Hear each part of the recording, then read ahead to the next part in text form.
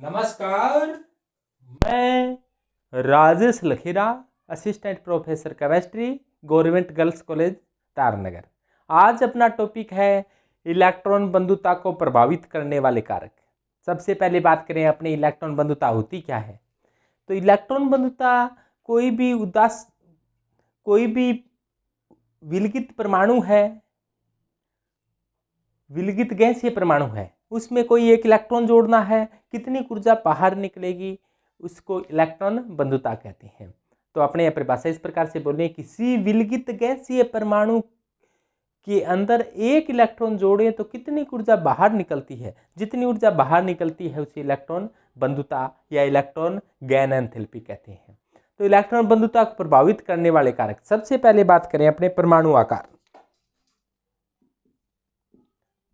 परमाणु आकार, परमाणु आकार का मतलब एटॉमिक साइज। परमाणु आकार इलेक्ट्रॉन बंधुता को किस प्रकार से प्रभावित करता है। आवर्त सारणी में देखें तो आवर्त सारणी में अपने ऐसे कहें, बाएं से दाएं जाएं तो परमाणु का आकार क्या होता है, कम होता जाता है। बाएं से दाएं जाने पर परमाणु का आकार है वो कम होता जाता है। और ऊपर से नीचे जाएं तो परमाणु के आकार के मान में वृद्धि होती जाती है। क्यों वृद्धि होती है? क्योंकि नए नए कोष हैं वो लगातार जुड़ते जाते हैं। ऊपर से नीचे जाएं यानी कि एक वर्ग में टॉप टू बॉटम जाने पर एटॉमिक साइज इंक्रीज होता है, जबकि एक आवर्त में लेफ्ट टू राइट जाने पर परमाणु के आकार के मान में कमी आती है। इस कमी का कारण कि कक्षाओं की संख्या परिवर्तित नहीं होती, जबकि नाभिक के आवेश के मान में, जेड इफेक्टिव के मान में, प्रभावी नाभिक के आवेश के मान में लगातार वृद्धि होती है, जिससे परमाणु के आकार के मान में कमी होती है। अब होता ऐसा है कि बाएं से दाएं जाएंगे परमाणु का आकार कम होगा, और एक बड़ा परमाणु है, एक छोटा परमाणु है। बड़े परमाणु में इलेक्ट्रॉन जोड़ेंगे तो कम ऊर्जा बाहर निकलेगी, कम ऊर्जा बाहर निकलेगी। और छोटे परमाणु में इलेक्ट्रॉन जोड़ेंगे तो ज्यादा ऊर्जा बाहर निकलेगी, ज्यादा ऊर्जा बाहर निकलेगी। तो छोटा परमाणु है तो इसकी इलेक्ट्रॉन गैन एंथैल्पी ज्यादा होती है, इलेक्ट्रॉन बंधुता अधिक होती है। More electron efficiency, more electron efficiency, more electron बंधुता। और जो बड़ा परमाणु है तो मोर साइज, यानी बड़ा परमाणु है तो क्या होगा, लेस इलेक्ट्रॉन एफिशिएंसी, यानी कि बड़ा परमाणु है तो कम ऊर्जा बाहर निकलेगी, यानी कि बड़ा परमाणु है तो इलेक्ट्रॉन बंधुता कम होगी, छोटा परमाणु है तो इलेक्ट्रॉन बंधुता ज्यादा होगी। यानी कि इलेक्ट्रॉन एफिशिएंसी है,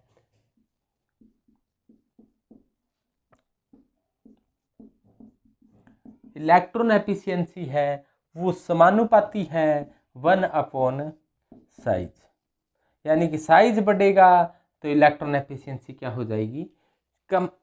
साइज बढ़ेगा तो इलेक्ट्रॉन एफिशिएंसी कम हो जाएगी, यानी बड़े साइज की इलेक्ट्रॉन एफिशिएंसी कम होती है, छोटे साइज की इलेक्ट्रॉन एफिशिएंसी ज़्यादा होती है। तो अपने बात करें, छोटा आकार बाएं से दाएं जाएं तो आकार के मान में कमी आती है, और छोटा आकार होता है एलोजनों का। एलोजन होते हैं यानी कि फ्लोरीन, क्लोरीन, ब्रोमीन, आयोडीन। अपने ऐसे ध्यान रखें कि फिर कल बाहर आई, ये हेलोजन होते हैं। एंटी रेडियो एक्टिव होती है, फिर कल बाहर आई एंटी तो रेडियो एक्टिव है। फ्लोरीन, क्लोरीन, ब्रोमीन, आयोडीन ये हेलोजन है। इनका आकार छोटा होने के कारण इनकी इलेक्ट्रॉन एफिशिएंसी है वो अधिक है। इनका आकार छोटा होने के कारण इनकी इलेक्ट्रॉन एफिशिएंसी, इलेक्ट्रॉन बंधुता होती है वो ज़्यादा होती है। यानी कि छोटा आकार है जिसके कारण इनमें इलेक्ट्रॉन जोड़ेंगे तो ज़्यादा ऊर्जा बाहर निकलेगी। बड़ा आकार है तो इलेक्ट्रॉन जोड़ेंगे तो कम ऊर्जा बाहर निकलेगी। तो हेलोजनों का आकार एक आवर्त में सबसे छोटा होता है। दोबारा से ध्यान से सुने, हेलोजनों का आकार अपने आवर्त में सबसे छोटा होता है, इसीलिए हेलोजनों की इलेक्ट्रॉन बंधुता, इलेक्ट्रॉन एफिशिएंसी अधिक होती है, यानी कि इलेक्ट्रॉन गैन एफिशिएंसी है। इलेक्ट्रॉन बंधुता, electron gain efficiency delta h की फॉर्म में दर्शाएं तो ये क्या हो जाती है, इलेक्ट्रॉन गैन एफिशिएंसी। यानी कि बड़ा आकार तो इलेक्ट्रॉन बंधुता कम, छोटा आकार तो इलेक्ट्रॉन बंधुता ज़्यादा। तो ये electron efficiency, electron gain enthalpy परमाणु साइज पर इस प्रकार से डिपेंड करती है। अब इसमें भी थोड़ा सा अपवाद है कि अपवाद स्वरूप फ्लोरीन की कम होती है, क्लोरीन की ज़्यादा होती है। ये होता है, क्लोरीन की सबसे ज़्यादा होती है इलेक्ट्रॉन बंधुता, उसके बाद में क्या आती है, फिर फ्लोरीन की आती है, उसके बाद में ब्रोमीन की आती है और उसके बाद में आयोडीन की आती है। ये इलेक्ट्रॉन बंधुता का क्रम है। इलेक्ट्रॉन बंधुता क्लोरीन की सबसे अधिक होती है। इलेक्ट्रॉन बंधुता है वो क्लोरीन की सबसे ज़्यादा होती है, फ्लोरीन से भी ज़्यादा होती है। ध्यान दें, इलेक्ट्रोनेगेटिविटी सबसे ज़्यादा फ्लोरीन की होती है, लेकिन इलेक्ट्रॉन बंधुता क्लोरीन की होती है। इस बात में को स्पेशल ध्यान रखना कि क्लोरीन की E होती है वो ज़्यादा होती है, फ्लोरीन की क्लोरीन से कम होती है। लेकिन इलेक्ट्रोनेगेटिविटी वो विद्युत ऋणता होती है, वो फ्लोरीन की ज़्यादा होती है 4, क्लोरीन की होती है वो 3 ही होती है। फ्लोरीन की सबसे ज़्यादा इलेक्ट्रॉन बंधुता होती है 4। लेकिन दोबारा सुने कि क्लोरीन की सबसे ज़्यादा इलेक्ट्रॉन बंधुता होती है, फ्लोरीन की सबसे ज़्यादा विद्युत ऋणता होती है। फ्लोरीन की सबसे ज़्यादा विद्युत ऋणता होती है 4 और क्लोरीन की सबसे ज़्यादा इलेक्ट्रॉन बंधुता होती है। क्लोरीन से ज़्यादा किसी की इलेक्ट्रॉन बंधुता नहीं होती। निष्क्रिय गैसों की इलेक्ट्रॉन बंधुता होती है, निष्क्रिय गैसें इलेक्ट्रॉन ग्रहण नहीं करती है, क्योंकि निष्क्रिय गैसों में स्थायी इलेक्ट्रॉन विन्यास पाया जाता है। इसके कारण ये इलेक्ट्रॉन ग्रहण करना निष्क्रिय गैसें बिल्कुल नहीं चाहती। निष्क्रिय गैस ये नहीं चाहती कि हम इलेक्ट्रॉन ग्रहण करें, इनकी प्रवृत्ति इलेक्ट्रॉन ग्रहण करने की नहीं होती है। निष्क्रिय गैसें नहीं चाहती है कि हम इलेक्ट्रॉन ग्रहण करें। तो अब देखो, आवर्त सारणी में इसकी आवर्तिता भी हो जाएगी कि आवर्त सारणी में बाएं से दाएं जाएं तो परमाणु का आकार कम होता जाता है। तो परमाणु का आकार कम होता जाता है। क्यों होता जाता है? क्योंकि जेड इफेक्टिव के मान में लगातार वृद्धि होती है। एक वर्ग में ऊपर से नीचे जाएं तो परमाणु का आकार बढ़ता जाता है, क्योंकि जेड इफेक्टिव के मान में कमी आती है। और परमाणु का आकार छोटा, इधर से इधर गए अपने, परमाणु का आकार लगातार छोटा हुआ है, यानी कि साइज है वो क्या हुई है, इंक्रीज हुई है। यानी कि एक आवर्त में बाएं से दाएं जाने पर, बाएं से दाएं जाने का मतलब लेफ्ट टू राइट जाने पर, लेफ्ट टू राइट गए तो साइज क्या हुआ है, छोटा हुआ है। साइज छोटा हुआ है, लेफ्ट टू राइट गए तो साइज के मान में क्या हुई है, लगातार कमी आई है। साइज घटा है तो क्या होगा भाई, इलेक्ट्रॉन एफिशिएंसी है वो लगातार बढ़ेगी। और ऊपर से नीचे जाएं तो क्या हो रहा है, यानी कि टॉप टू बॉटम जाने, टॉप टू बॉटम जाए तो साइज क्या हो रहा है, देखो साइज बढ़ रहा है तो इलेक्ट्रॉन एफिशिएंसी क्या हो रही है, कम हो रही है। साइज घटेगा तो E बढ़ेगी, साइज बढ़ेगा तो E घटेगी, यानी कि इलेक्ट्रॉन बंधुता है वो साइज पर बड़ा भारी डिपेंड करती है। इसे क्या कहा जाता है, एक आवर्त सारणी की बात करें तो इसे कहा जाता है आवर्तिता। एग्जाम में कई बार क्वेश्चन आ जाता है कि इलेक्ट्रॉन बंधुता की आवर्तिता क्या होती है।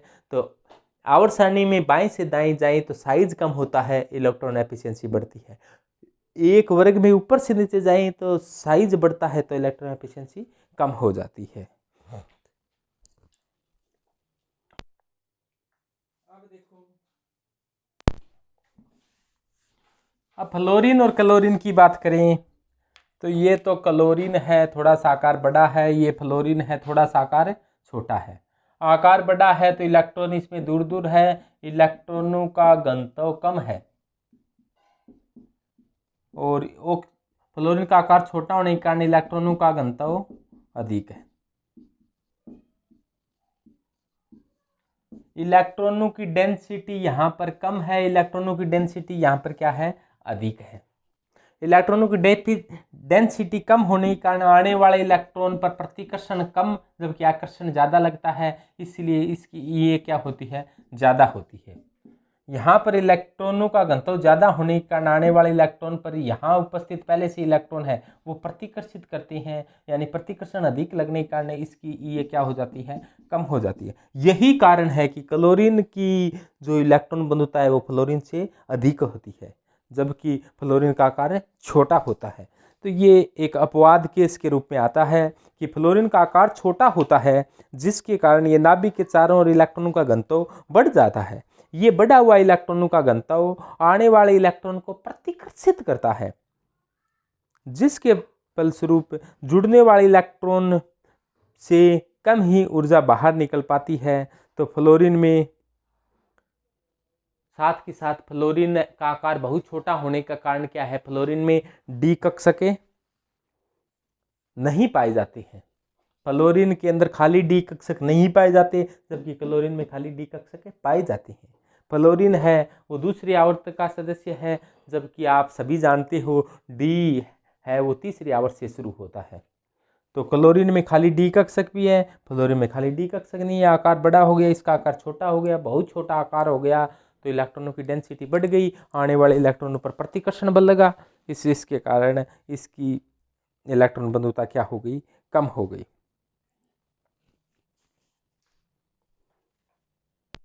इलेक्ट्रॉन बंधुता को जो दूसरा कारक है वो प्रभावित करने वाला है, उससे आपने कहीं जेड इफेक्टिव। जेड इफेक्टिव क्या होता है, इस बात को समझो। इलेक्ट्रॉन बंधुता को दूसरा कारक जो प्रभावित करता है उसका नाम है जेड इफेक्टिव। जेड इफेक्टिव का अर्थ है प्रभावी नाभिकीय आवेश है। प्रभावी नाभिकीय आवेश इधर से इधर जाने पर साइज तो कम हो रहा है, साइज कम हो रहा है, जिसका कारण साइज कम होने का कारण क्या है, इधर से इधर जाने पर जेड इफेक्टिव है वो क्या हो रहा है, बढ़ रहा है। जेड इफेक्टिव बढ़ेगा तो बाहरी इलेक्ट्रॉन पर नाभिकीय आकर्षण बढ़ेगा, जिससे क्या हो जाएगा, साइज कम हो जाएगी। साइज कम होने से ये के माने में क्या होगी, वृद्धि होगी। टॉप टू बॉटम जाने पर आकार बड़ा क्यों हो रहा है, क्योंकि जेड इफेक्टिव क्या हो गया है, यहाँ पर कम हो गया है। तो जेड इफेक्टिव क्या है, जेड इफेक्टिव ज्ञात करने का एक सूत्र होता है z effective is equal to z minus sigma. तो जेड इफेक्टिव बराबर जेड माइनस सिग्मा होता है। जेड क्या होता है, एटॉमिक नंबर होता है, सिग्मा क्या होता है, शील्डिंग कोफिशिएंट होता है, परिरक्षण नियतांक। ये होता है परिरक्षण नियतांक, और ये होता है जेड परमाणु क्रमांक, atomic number. Atomic number, atomic number क्या होता है, नाभिक में उपस्थित प्रोटॉन। तो नाभिक में उपस्थित प्रोटॉनों की संख्या में जेड घटा दे, जेड परिरक्षण नियतांक होता है। अपने तीसरा कारक पढ़ेंगे, अपने परिरक्षण प्रभाव क्या होता है, तीसरा आपने पढ़ेंगे कि परिरक्षण प्रभाव क्या होता है, ये इलेक्ट्रॉन बंधुता को किस प्रकार से प्रभावित करता है। तो कुल मिलाकर अपने ऐसे देखें, जेड इफेक्टिव क्या है, कि जेड इफेक्टिव है कि नाभिक द्वारा प्रति इलेक्ट्रॉन लगने वाले आकर्षण बल को ही जेड इफेक्टिव कहा जाता है। नाभिक में उपस्थित प्रोटॉन है वो इलेक्ट्रॉनों पर एक आकर्षण बल लगाते हैं, प्रति इलेक्ट्रॉन लगने वाले आकर्षण बल को क्या कहा जाता है, जेड इफेक्टिव कहा जाता है। और जेड इफेक्टिव यदि बढ़ जाए, जेड इफेक्टिव बढ़ जाएगा तो आकार छोटा हो जाएगा, इलेक्ट्रॉन एफिशिएंसी भी क्या हो जाएगी, बढ़ जाएगी। तो इलेक्ट्रॉन एफिशिएंसी जेड इफेक्टिव के सीधे समानुपाती होती है, क्योंकि जेड इफेक्टिव बढ़ेगा, आकार छोटा होगा, आकार छोटा होगा तो इलेक्ट्रॉन बंधुता है वो बढ़ेगी। तीसरा है परिरक्षण प्रभाव।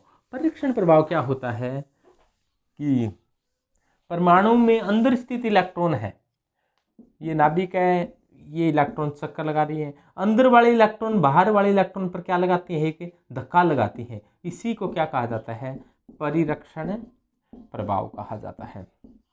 तो दोबारा ध्यान दें, परिरक्षण प्रभाव क्या होता है, परमाणु के अंदर स्थित इलेक्ट्रॉन, परमाणु के अंदर स्थित इलेक्ट्रॉन बाहरी इलेक्ट्रॉन पर एक प्रतिकर्षण बल लगाते हैं। इसी को क्या कहा जाता है, परिरक्षण प्रभाव कहा जाता है। तो परिरक्षण प्रभाव बढ़ जाता है, नाभिक इलेक्ट्रॉन को आकर्षित करता है, इसको तो क्या कहा जाता है, जेड कहा जाता है, यानी कि नाभिक आवेश कहा जाता है। और ये धक्का लगाता है, परिरक्षण प्रभाव कहा जाता है। परिरक्षण प्रभाव को परिरक्षण नियतांक शील्डिंग कोएफिशिएंट से दर्शाते हैं। तो ये आकर्षित इतना करा था, प्रतिकर्षित इतना करा है, कुल मिलाकर बचा, उसी को क्या कहा जाता है, जेड इफेक्टिव। इसे क्या कहते हैं, जेड माइनस सिग्मा। तो जेड इफेक्टिव बराबर हो गया जेड माइनस सिग्मा। तो सिग्मा परिरक्षण प्रभाव है जो परिरक्षण नियतांक के द्वारा दर्शाया जाता है। तो परिरक्षण प्रभाव क्या है, अंदर वाले इलेक्ट्रॉन बाहर वाले इलेक्ट्रॉन पर एक प्रतिकर्षण बल लगाते हैं, इसी को क्या कहा जाता है, परिरक्षण प्रभाव। जिसके कारण परमाणु का आकार होता है, जिसके कारण परमाणु के आकार के मान में परिरक्षण प्रभाव बढ़ गया तो परमाणु का आकार बढ़ जाता है। परमाणु का आकार बढ़ जाता है तो इलेक्ट्रॉन बंधुता कम हो जाती है, यानी कि परिरक्षण प्रभाव और इलेक्ट्रॉन बंधुता एक दूसरे की उल्टी हो गई। तो यानी कि इलेक्ट्रॉन एफिशिएंसी है वो समानुपाती 1 शील्डिंग इफेक्ट। शील्डिंग इफेक्ट का मतलब परिरक्षण प्रभाव। इलेक्ट्रॉन एफिशिएंसी है वो शील्डिंग इफेक्ट के क्या होती है, उल्टी होती है। यानी परिरक्षण प्रभाव यही है, परिरक्षण प्रभाव। परिरक्षण प्रभाव और इलेक्ट्रॉन एफिशिएंसी क्या होती हैं, उल्टे होते हैं। यानी कि शील्डिंग इफेक्ट और इलेक्ट्रॉन एफिशिएंसी उल्टे होते हैं।